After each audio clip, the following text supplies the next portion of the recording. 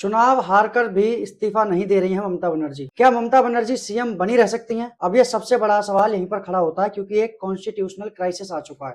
लोकतांत्रिक मर्यादा कहती है कि हार के बाद मुख्यमंत्री को राजभवन जाकर इस्तीफा सौंप देना चाहिए, लेकिन बंगाल में कहानी कुछ और ही मोड़ ले रही है। मुख्यमंत्री ममता बनर्जी ने प्रेस कॉन्फ्रेंस में धारते हुए कहा कि मैं इस्तीफा नहीं दूंगी। उनका तर्क है कि उन्हें जनादेश ने नहीं, साजिश ने हराया है। अब सवाल यह उठता है कि क्या लोकतंत्र में ऐसा संभव है? क्या कोई मुख्यमंत्री चुनाव हारने के बाद भी अपनी कुर्सी से चिपक कर बैठा रह सकता है? अगर ममता इस्तीफा ना दे तो क्या राज्यपाल उन्हें जबरन हटा सकते हैं?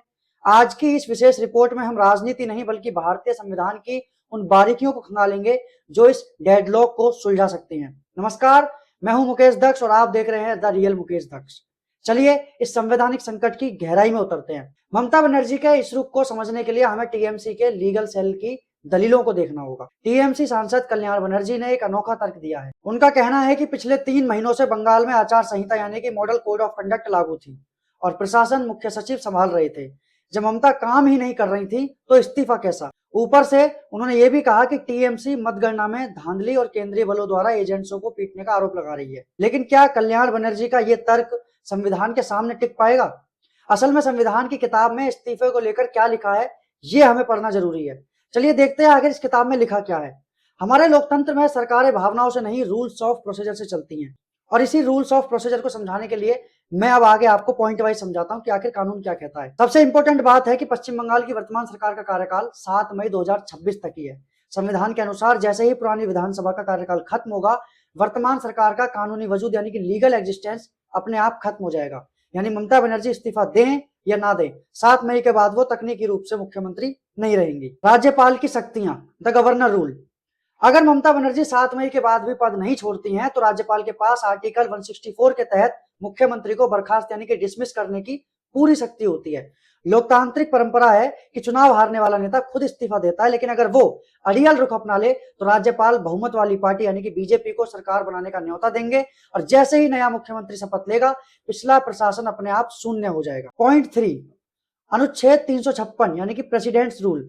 अगर स्थिति इतनी बिगड़ जाए कि संवैधानिक मशीनरी फेल होने लगे तो राज्यपाल राष्ट्रपति को रिपोर्ट भेज सकते हैं, और ऐसी स्थिति में राज्य में राष्ट्रपति शासन लगाया जा सकता है। लेकिन बंगाल के मामले में इसकी जरूरत शायद ना पड़े, क्योंकि बीजेपी के पास स्पष्ट बहुमत है। ममता बनर्जी ने चुनौती दी है कि वो संवैधानिक नियमों से कार्रवाई का सामना करेंगी, लेकिन क्या आप जानते हैं कि शुभेंदु अधिकारी ने इस पर क्या पलटवार किया है? नवनियुक्त विधायक शुभेंदु अधिकारी ने बहुत नपी तुली टिप्पणी की है। उन्होंने कहा कि सब कुछ संविधान में लिखा है, मुझे बोलने की जरूरत नहीं है। ये इशारा साफ है कि बीजेपी को पता है कि ममता का बयान सिर्फ एक पॉलिटिकल पोस्चरिंग यानी कि राजनीतिक दिखावा है, इससे कुछ भी हासिल नहीं होने वाला। संविधान का अनुच्छेद 164(4) कहता है कि अगर कोई व्यक्ति सदन का सदस्य नहीं है, यानी कि ममता खुद चुनाव हार गई हैं, तो वो अधिकतम 6 महीने तक ही मंत्री रह सकती हैं। लेकिन ये तब लागू होता है जब राज्यपाल ने उसे शपथ दिलाई हो। यहाँ तो बहुमत ही टीएमसी के पास नहीं है, तो शपथ का सवाल ही नहीं उठता। तो लब्बो-लुआब ये है कि ममता बनर्जी का इस्तीफा ना देने का बयान उनके समर्थकों के लिए एक जुझारू संदेश हो सकता है, लेकिन कानून की नजर में इसकी उम्र सिर्फ 7 मई तक है।